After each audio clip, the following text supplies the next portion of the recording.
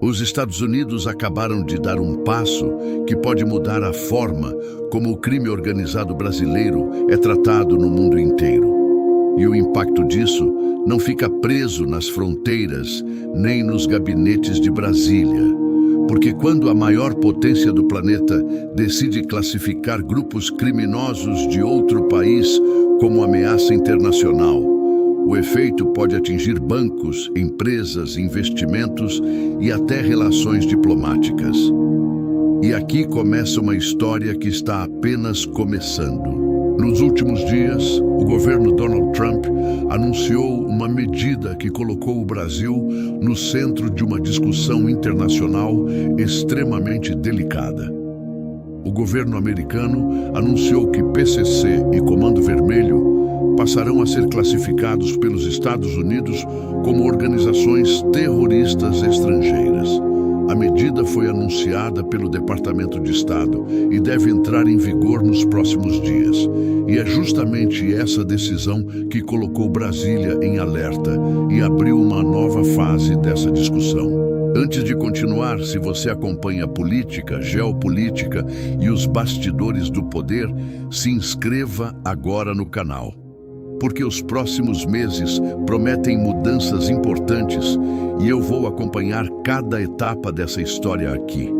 E o que está acontecendo agora pode ser apenas o começo de algo muito maior. A medida foi anunciada pelo Departamento de Estado americano e deve entrar oficialmente em vigor a partir de 5 de junho. Segundo o secretário de Estado Marco Rubio, PCC e Comando Vermelho deixaram de ser vistos apenas como facções brasileiras e passaram a ser considerados ameaças que ultrapassam fronteiras nacionais. A justificativa é que essas organizações expandiram influência para diversos países da América Latina e chegaram até território americano. Mas existe um detalhe fundamental. Essa é uma classificação feita pelo governo americano. Ela não altera automaticamente a legislação brasileira. Ainda assim, seus efeitos podem ultrapassar as fronteiras dos Estados Unidos. Mas essa história não começou agora. Há anos, autoridades americanas acompanham o crescimento das facções brasileiras, o avanço do tráfico internacional, as rotas que cruzam fronteiras e o aumento da influência dessas organizações fora do Brasil fizeram o tema ganhar força dentro dos órgãos de segurança dos Estados Unidos. Aos poucos, o assunto saiu do campo policial e entrou no campo estratégico. E aqui aparece um detalhe que quase ninguém está observando. Quando os Estados Unidos mudam a classificação de uma organização, eles não estão apenas mudando um nome em um documento. Eles mudam a forma como bancos, empresas, agências de inteligência e instituições financeiras do mundo inteiro passam a lidar com qualquer estrutura ligada direta ou indiretamente a essas organizações. O problema é que PCC e Comando Vermelho não são grupos pequenos.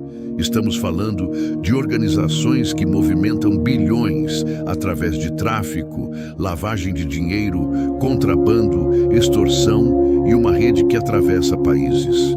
E é justamente esse alcance internacional que vem sendo usado pelo governo americano para justificar a nova classificação. Segundo autoridades americanas, a preocupação deixou de ser apenas o combate ao crime comum. O argumento é que essas organizações passaram a representar risco para a segurança regional. A Casa Branca afirma que a presença dessas redes criminosas já foi identificada em diferentes países e que parte das operações chega até os Estados Unidos através de rotas internacionais de narcotráfico. E aqui começa a parte mais preocupante. Quando uma organização entra nesse tipo de lista americana, instituições financeiras do mundo inteiro passam a aumentar níveis de monitoramento. O foco deixa de ser apenas prender criminosos. O objetivo passa a ser bloquear dinheiro, rastrear operações e dificultar qualquer movimentação financeira considerada suspeita. Isso significa que empresas, investidores e até bancos podem começar a agir com muito mais cautela quando existe risco de exposição indireta a regiões dominadas por essas organizações. É exatamente por isso que especialistas passaram a discutir possíveis impactos econômicos além da questão policial. E essa discussão já começou dentro do mercado financeiro. Se esse vídeo está fazendo sentido até aqui, deixa seu like agora, porque esse assunto está crescendo rapidamente e ajuda muito o canal quando vocês participam. E a próxima parte conecta segurança, política internacional e economia de uma forma que pouca gente está percebendo. A decisão americana também acontece em um momento político extremamente sensível. A segurança pública se tornou um dos temas centrais do debate brasileiro. E a medida foi anunciada poucos dias depois de reuniões envolvendo figuras políticas brasileiras e representantes do governo Trump em Washington. Isso fez a repercussão crescer ainda mais. Mas por que essa decisão causou tanta reação em Brasília? Porque existe uma preocupação dentro do governo brasileiro de que esse tipo de classificação abra espaço para pressões internacionais maiores no futuro. A preocupação não está apenas no combate ao crime, está no que pode vir depois dele. O governo Lula afirma que o combate às facções deve continuar sendo conduzido pelo próprio Brasil e rejeita qualquer interpretação que possa ser vista como interferência externa. A palavra mais repetida pelos aliados do governo desde o anúncio foi soberania. E isso ajuda a entender por que a reação foi tão forte. Só que existe outro lado dessa discussão. Defensores da medida argumentam que o crime organizado brasileiro deixou de ser um problema exclusivamente nacional há muito tempo.